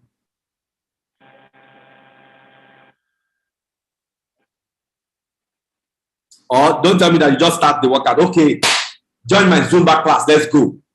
I hope that's not what you do. Or, oh, go and use that equipment. Let's go. No, I hope that's not what you do. So what do you do? This is even like 1 out of the 50 things you're supposed to do. When I say 50, I'm not exaggerating. When you onboard a client as a PT student, there's so much to do. It's unbelievable. Okay? So this is like the smallest thing. So this is just one component of maybe 6 components to work. Because in personal training, you may go beyond the 5 components of fitness and maybe add agility or some of that, or balance or something, depending on the person's age or whatever, where they work and stuff like that. So maybe you have like 6 components, and then you're going to plan a workout plan. This is 1 out of the 6 that you're planning. Wow. So you can imagine. So can anybody help me out here? Come on.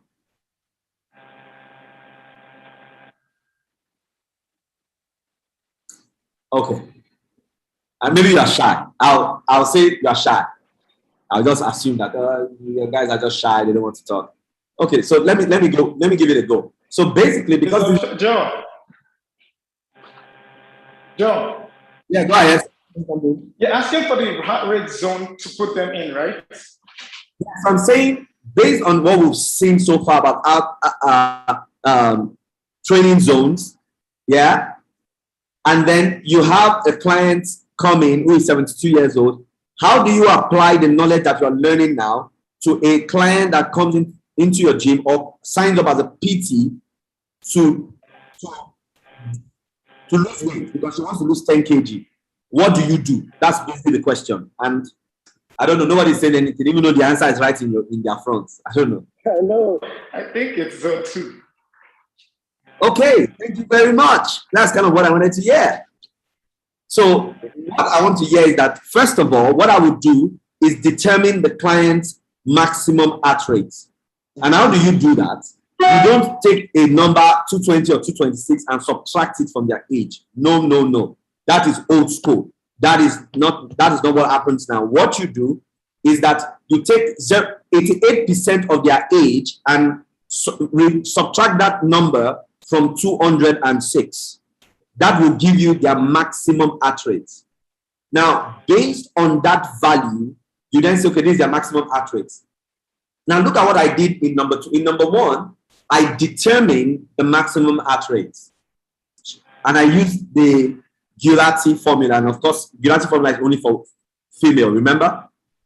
Okay, that's one, it's only for female. Okay, you don't use it for male. So for men, either. Not either. You don't use it for men. So what I did was I took the person's age. You can see this working here. Multiplied it by 0.88, and then I subtracted my answer from 206, which gave me 169 beats per minute. Okay, 169 beats per minute. Now I have seen that this is a maximum heart rate. Now, because I'm going to be training now, I won't calculate for just one training zone.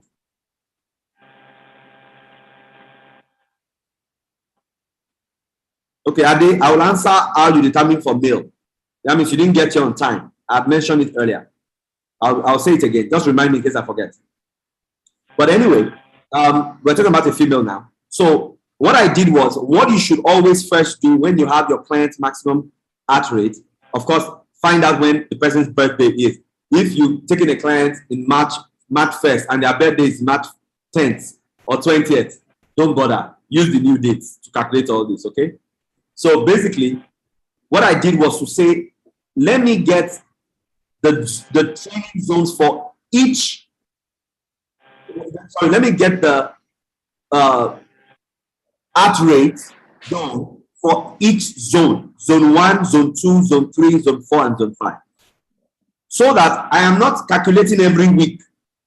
So that when I'm planning the workout and I'm doing a warm-up, I will know where she is. Because there are some days that the atmosphere may be cold. Where she is may be really cold. The AC may be on, and it's affecting her body temperature, and she's not gotten there. So even though she spent her usual 5 minutes that she will do outside and get there, but now she's in an enclosed area with air conditioning, and she's not there yet, I will know immediately. I say, oh, I will just check. I can monitor maybe on my phone, or I have her phone with me. She has the strap on, and I have her phone with me. I'm monitoring it. I can just say, okay, take it a notch up higher, because I've seen that she's not gotten there. Are we together? So she will be between 16.5 to 99.7. She'll be in between. So what you do as a trainer, basically, is that you want to get the average of both numbers. I didn't write this there. I didn't remember when I was developing this, but let me just say this to you. This is why you should be a certified trainer. Anyway, 7.5 plus 99.7 will give you 184 divided by 2. So what you want to target when she's training at this zone, when she's training at this warm-up zone, is about 92 beats per minute. So whether she does plus 6 or minus 6, you are still fine. Do you understand? So that's how you get a training zone. I hope you guys understand that. So anyway, I have all that. And Razi was correct to say, since what she wants is weight loss, it means 40% of my cardio must be invested in the basics / fat endurance zone. That means that our heart rate should not go beyond 117. The minute it goes beyond, the energy system has changed from glycolytic to another training zone. If you want to know what it is, come and do our course and know what energy system is. Okay, but basically, this is important because this is the zone, and that is why for me, Razi's device is important. I know you may think that, oh, I'm trying to sell it. That's fine. You can think that. But my point is that if the monitor, because you can have like my watch now is a heart rate monitor. When I want to work out, I use it. But if I'm training someone as a PT, I can't be checking their wristwatch. Maybe we are going on a 5K together. What I need is something that can put it on a phone, except they have a device that what is on that phone, on that wristwatch, I can see it on the person's phone. If you can give me live readings of your heart rate while you're working out, that's fine. But if you can't, then it becomes a bit of a challenge. Okay? So that is why I think that is a very good technology, because you can really monitor. Remember, you can see now that there is a disadvantage to going beyond a particular percentage based on the client's desire. And also, the person may not be working up to 117. They may be working 100 or 99. What do? That means they have not started burning fat. You need to get them to 100. How do you know that they are there? This is question time. What I would like us to do is just ask me, maybe ask any questions, maybe any practical questions around training zone. I'll take that, and then we can go from there. Let me show a day. Let your questions come in. I'll wait for about 2 minutes, but I don't need anything, and then we just close. But bring in your. Let me show a day what it means. Ade, this is how to check for maximum heart rate now. Okay, when you are checking maximum heart rate for an healthy young man, you can use 220 minus the young man's age. When you are checking maximum heart rate for an elderly man, okay, you use the Tanaka. You use Tanaka formula, which is 0.7 times their age. That figure minus 208. That is how you calculate for an elderly man. If you are using for a woman, you use Golati, okay, to get more accurate readings. Now, there are other ones that we teach also, the Kevonian heart rate reserve, which gives you even much more accurate calculations. That as in much more accurate calculations. Okay, so I hope that helps. Ade, your question. So, guys, any question? So I can take that, and then we call this a day.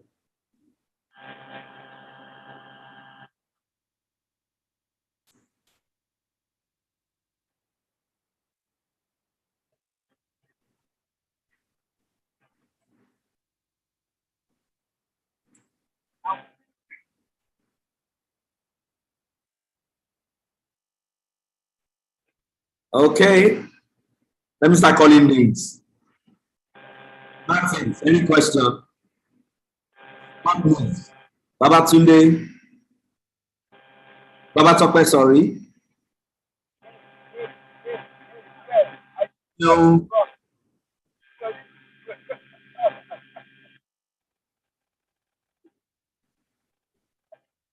Amonze, your mic is on. Are you trying to say something?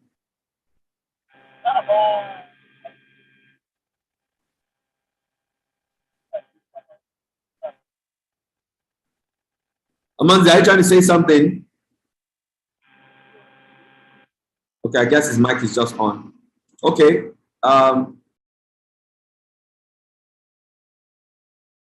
Okay, so this is a good question from OKZ.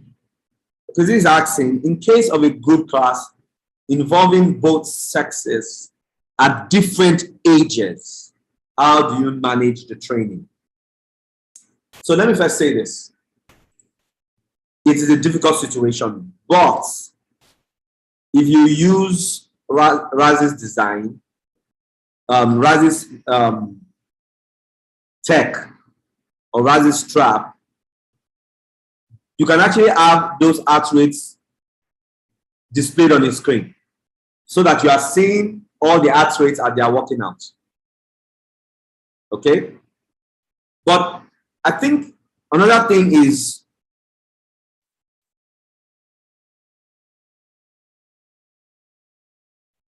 having different modifications. So let me put it this way.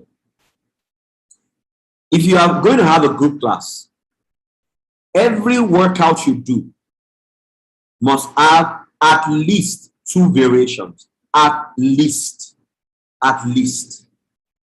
You should have a beginner's or low intensity of that workout and the main workout. so that those who are elderly, you can say this, you'll have maybe another trainer doing that, or you show them what they are supposed to be doing.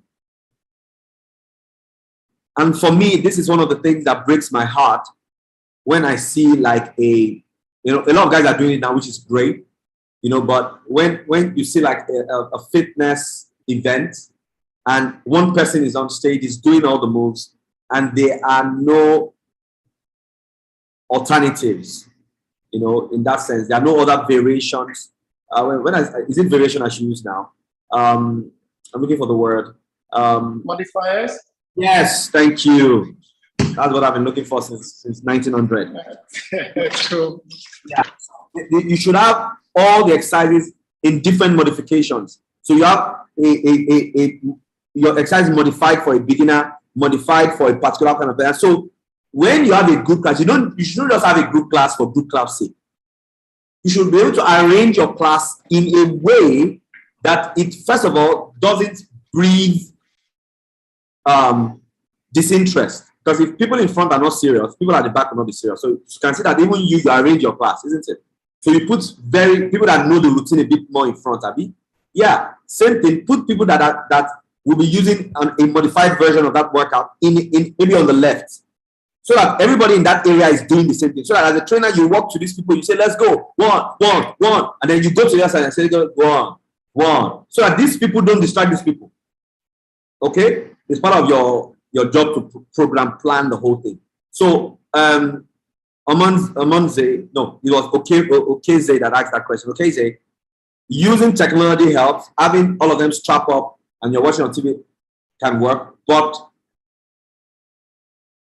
modifications is how we do group classes, okay? And also checking the intensity as people work out. You're monitoring how they look, how they feel, and stuff like that. And you're asking them, "Come on, you okay?" Sometimes you're saying things like, count with me, and the person cannot count. That's an indicator that something is wrong. I hope you know. Sometimes when we say, let's go, count, 1, 2, and they're not counting, it can mean that they're too tired. So as a trainer, you use such interactions to actually know where people are. So those that are saying 1, these ones are fine. Then you go to the guys that they can't even say 1, and they're just trying, and then you then modify what they're doing or ask them what the problem is. That is how you take a group class. Okay? I hope that helps, okay, Zay. But of course, sure. If you take your group fitness trainer course, you will learn a lot more on what to do, okay?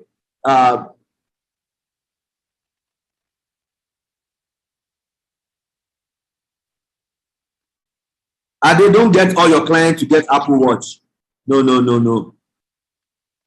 Patronize us. We are very. Can you guys hear me? Is that Razi?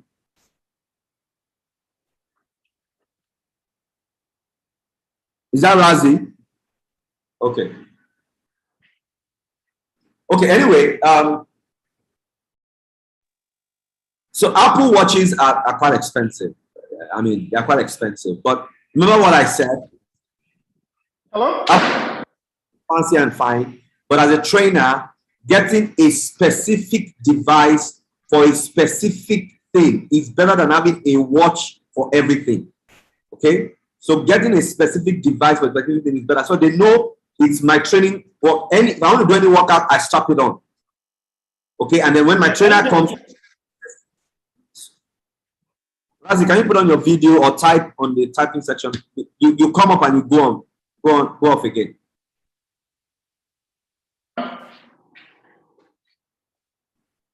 Okay. We can see you. Are you trying to say something? Hear me? It's breaking. We can see you, but it's breaking. What's up? Give me 10 seconds. I'll probably join from another account. I can hear you now. I can hear you now. How about, can you still hear me now? Yes, I can hear you. Okay, yes. I'll answer 3 questions. The first one was, how do you test for men? If you log in through the app, it does it automatically for you. So when you buy our tracker, it comes with an app. It's available on Play Store. That you just put in a few details and it automatically calculates all this for you. The second question is, how do you use this for group training? And there's a version of this where if you have about 30 to 40 people using the heart rate monitor, all their information is collected through a third-party device and is streamed real-time on a TV. I think Joel touched base with that. So that way, even if I'm training 60 people, I can see how healthy, how easy, or how much effort they're all putting. It's color-coded. So when it's red, that means they're pushing at level 5. When it's orange, that's level 4. So I'm not just going to keep shouting, let's go, let's go. I turn down the intensity. This helps in HIIT training is amazing, but it could also be not amazing if you don't use it properly. This device will help me push guys to a higher level and help them drop their heart rate. It's very important, like bicep training, it's repetition, repetition, repetition. So with this, the client also is more engaged. They see more, they know what they're doing, and it's so much more easy for them to achieve their goals. If it's weight loss, and I keep telling you, stay in the blue zone because that's the level 2. It's a lot easier because they would actively try to stay in that zone. But if you keep telling them stay in zone 2 and they don't know what zone 2 is, but just speak in English. But with this data, numbers do not lie. If you track it well, and we train over 3 months, we have a policy here in Iron Fit. We'll give you your money back because we're so confident that if you do, it's like gravity. If I drop something on earth, it falls down. It's the same thing with this. If you do the work and you track it well, and you and your client can, because you can go back and see all this data. If you train me for 3 months, I should be able to go back to average 8 to 12 workouts a month and analyze it and read, look at it. Why is this not working? Because that truly is the job. And there's so many ways to do this. This is just a very, very effective way. The third question is why this or Apple? First, this costs $45K. In the market, if you're buying it anywhere else with the competition, it costs a lot more, closely to like 80 to 600. Okay. The Apple Watch also costs a lot more than that. And functionality-wise, this is more efficient than that. It's just doing one goal. Fitness, yes. Razi, what I want you to do is just on the chat section, just chat with Ade and try and get his contact. And then you guys can talk after. Okay, great. Yeah, just go to chat, just chat with him and try and get, he said some things there that it's a bit private, so we can't really talk about on the platform yet. Okay, so you guys need to discuss that. But I mean, great job. So let me finish up with this. I'm going to send the presentation to all those who are present and who registered. Some of them couldn't come. I'll send it to them, even though they didn't make it. Anyway, so that they can just get the information. But I hope that you've learned something, and I hope that we are not just, doing what we think will work part-time. I hope we know that there are things that work and there are things that do not work, okay? So let's try our best to be as professional as we can. So I'll tell you a bit about IREP, if you do not know, because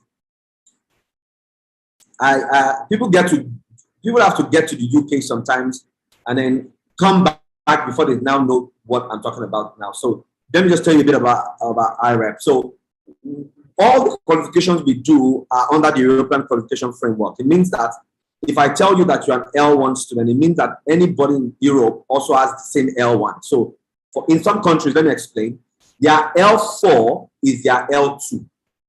So the thing about it is that if you're not under the European qualification framework, then you cannot have the same levels. So at IREP here, at the institute here, all our courses are at par with the European qualification framework. All our students from the L3 upward become members of the European Register of Exercise Professionals. Now, as a fitness trainer, you should be a member of a professional body with ID card and stuff. Now, IREP it on its own has some student membership one that we do, even though it's not as consistent as we want it to be. But the point that I'm raising here is that sorry, I totally lost my thoughts there. So I was talking about E-reps. I'm talking about how that how that we also have a membership. But gives you like a global ID card or a global platform. And eReps offers loads of other free stuff,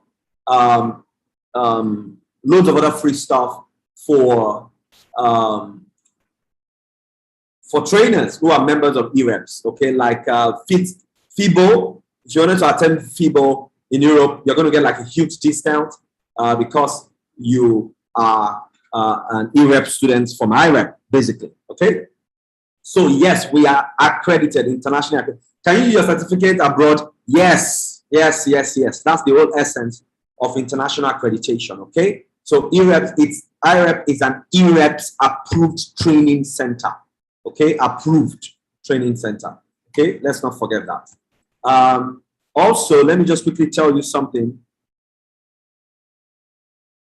What if someone has a degree in human kinetic education? Okay, are you complete your question? Are you saying that if you have the degree, can you become a member? Well, the only way you become a member of eReps is by going through an accredited institute. So your that university that you went to, that faculty must be accredited by Europe Active, because the standard of knowledge that is being dished out to you, based on that standard of knowledge dished out to you, is how they will give you your ratings. Do you understand? It's based on the quality of teacher, experience of teacher, quality of materials, and so many other things, of course. Do you understand? So very quickly, let me talk to you about our personal training. Personal training is up. It's huge. We have 2 manuals. We'll be giving you the main manual and the case study student assessment manual. That case study is mind-blowing, okay? You don't know anything yet about personal training till you've done this course. Trust me, whatever you think you are doing right now, you just go to people's house, you say good morning, you do boxing. Then the next day, you do hits, and then you go home. You're not doing anything. You're joking. Anyway, then, so we have the PT program, which is, of course, eReps. It's an eReps personal training EQF level 4 manual training. And, of course, students that do our PT, the first 10 students that do our PT, for instance, will not pay for their membership in eReps. They will get that membership free. Okay, and that membership costs about 30K or so. Well, euros is going up now. Maybe that's about 30-something K now, 40-something K. It's quite expensive. Now, also, we have the entry requirements. For you to do your PT, you should have the FT certification. But if you don't have that and you have the AFT minimum, then we will have to take you through some FT teaching and your PT teaching to give you that certificate. Do you understand? But you cannot not have any certificate and do the PT. You can't just come blonde and no, you can't do that. You will utterly fail. I can tell you that free of charge. You will fail big time. Okay. Then after that, we have the group. We have the fitness trainer and the group fitness trainer course. Most of the people on this platform have done this course. Wonderful course, of course. It's 4 to 5 months for the course. Then we have the assistant fitness trainer. I can almost say almost everybody. Yeah, I've done it because I have loads. I think I have about 200 students that have done this course. I mean, that's their first certificate. It's approved, and I hope you guys. I don't know if you've experienced it. Lagos State is auditing gyms. I'm a consultant for Lagos State. We audit gyms in Lagos. The least certificate you must have is an assistant fitness trainer certificate. EQF level 2, meaning that it doesn't have to come from IREP.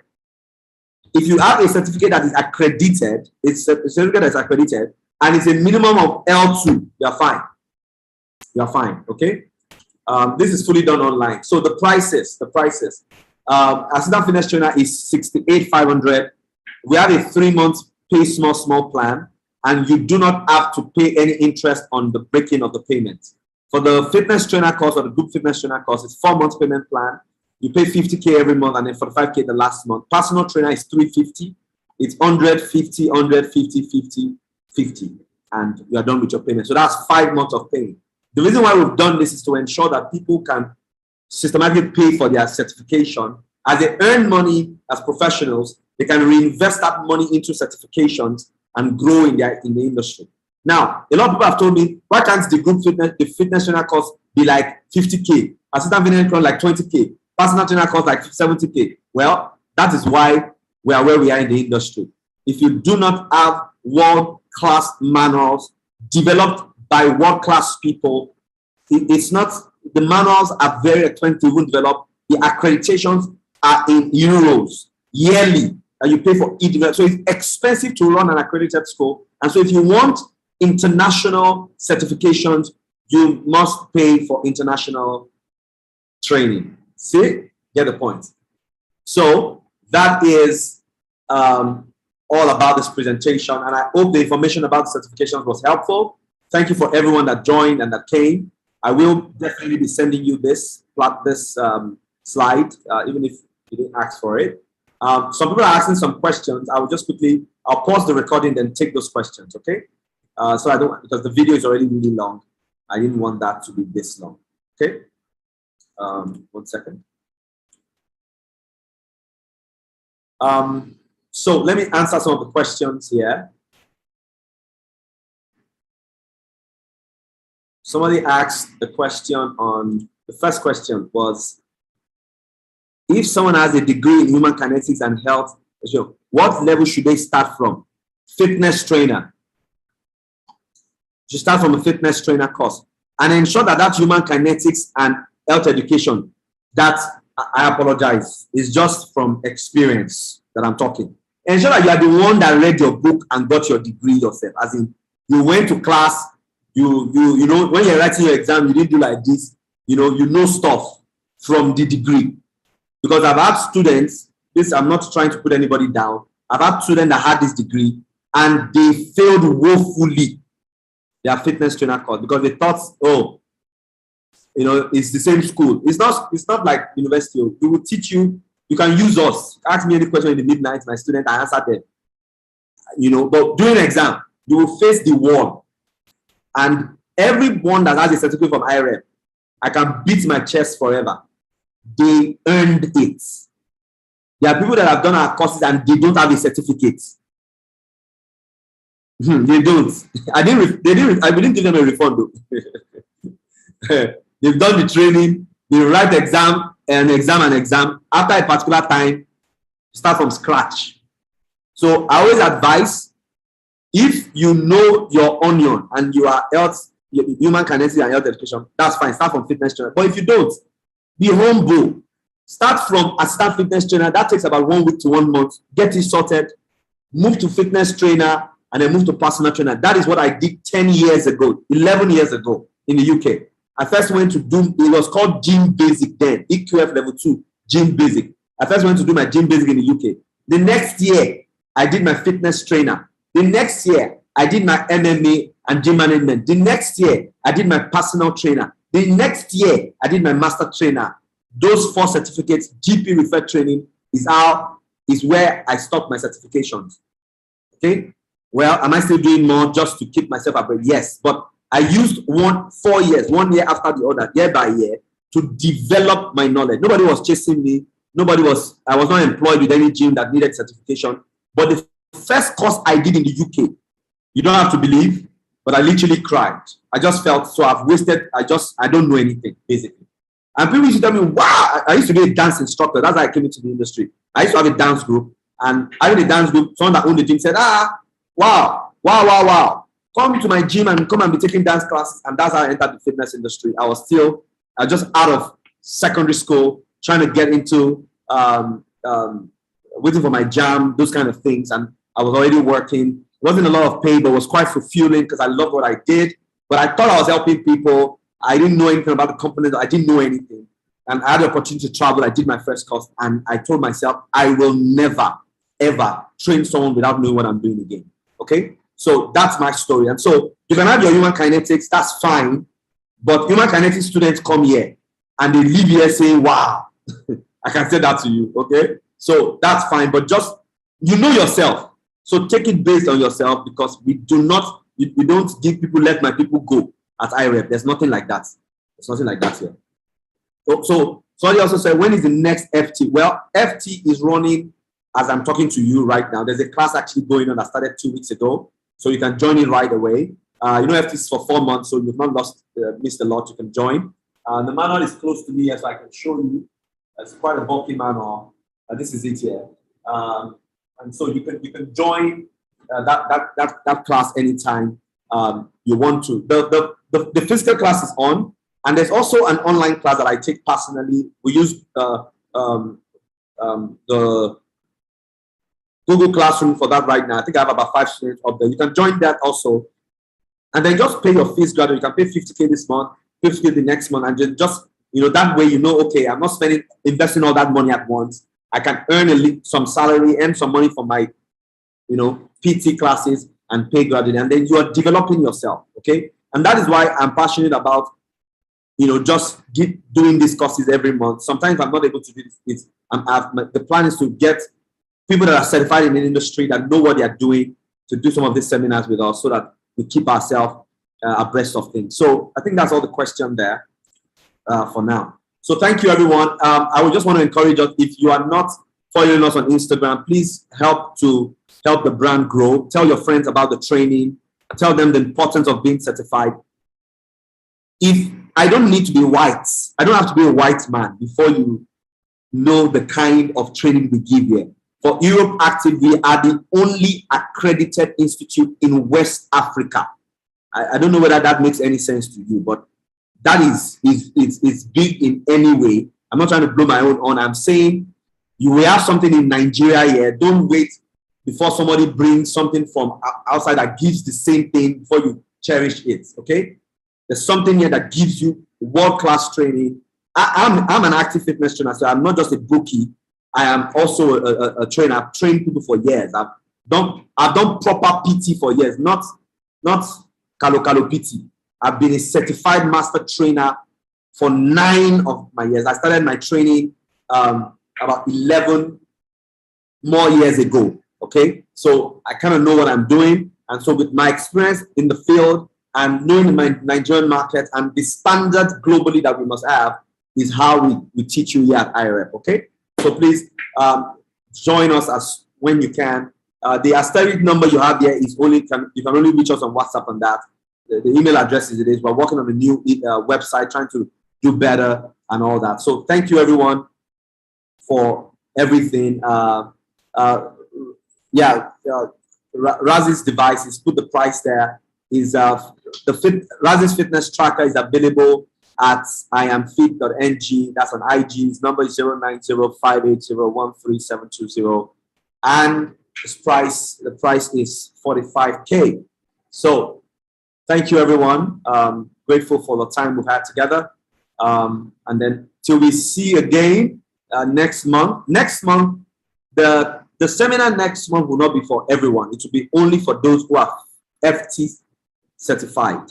I'm sorry about that, but I need to give my FT students a very solid CPD so that they can maintain their Europe Active status membership. So that will be only for those sector people. I'm going to go on Instagram Live for maybe 10 or 30 minutes and every day, but the program will be like 3 hours for 3 days. Okay, so that is that. So thank you, everyone, for joining us here at IREP for another time at the Institute of Exercise Professionals. Thank you, and see you again in the next training. Cheers.